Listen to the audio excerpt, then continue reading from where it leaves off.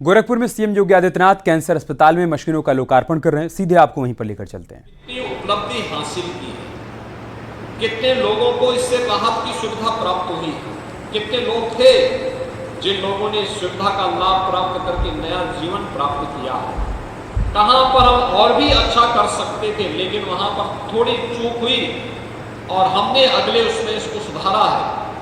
कैसे फिर वो परिवर्तनकारी रहा है, मुझे लगता है बहुत मायने रखता है। और स्वास्थ्य सेवा के क्षेत्र में इस प्रकार के कार्यक्रम हमें एक नई पहचान दिला सकते हैं।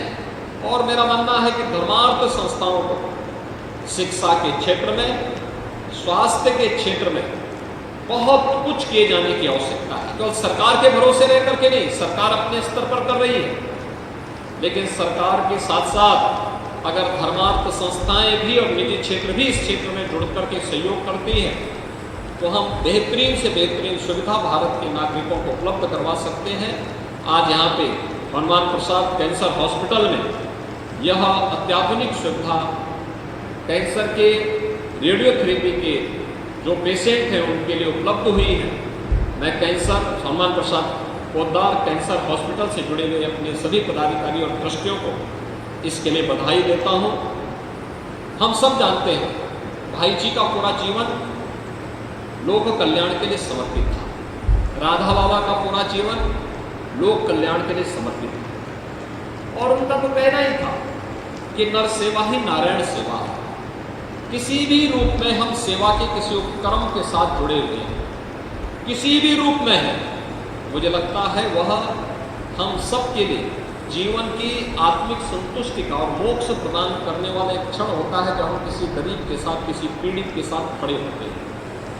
और यही ध्येय वाक्य भाई जी ने दिया था कि नर सेवा को नारायण सेवा के रूप में मान करके, ईश्वरीय सेवा के रूप में मान करके अगर हम कार्य करते हैं तो ये मान करके चलिए कि हम सच्ची मानवता की सेवा कर रहे हैं। और सच्ची मानवता की सेवा का मार्ग जो उन्होंने प्रशस्त किया था, आज 50 वर्ष के बाद भी उसका लाभ हनुमान प्रसाद पोद्दार कैंसर हॉस्पिटल और इस गीता वाटिका के माध्यम से गोरखपुर और पूर्वी उत्तर प्रदेश के लोगों को प्राप्त हो रहा है।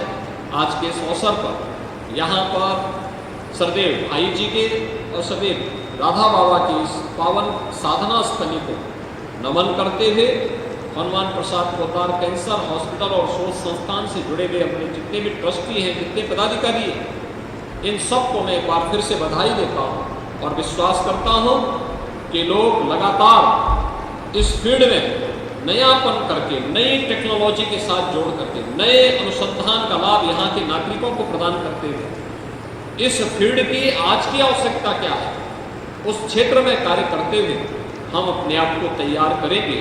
और मैं इस बात के लिए आश्वस्त करता हूँ कि किसी भी इस प्रकार के अभियान के साथ हमारी सरकारों का, केंद्र और राज्य सरकार का भरपूर सहयोग उन संस्थाओं को और नागरिकों को प्राप्त होगा। आप सबके प्रति मेरी शुभकामनाएं। धन्यवाद। जय हिंद।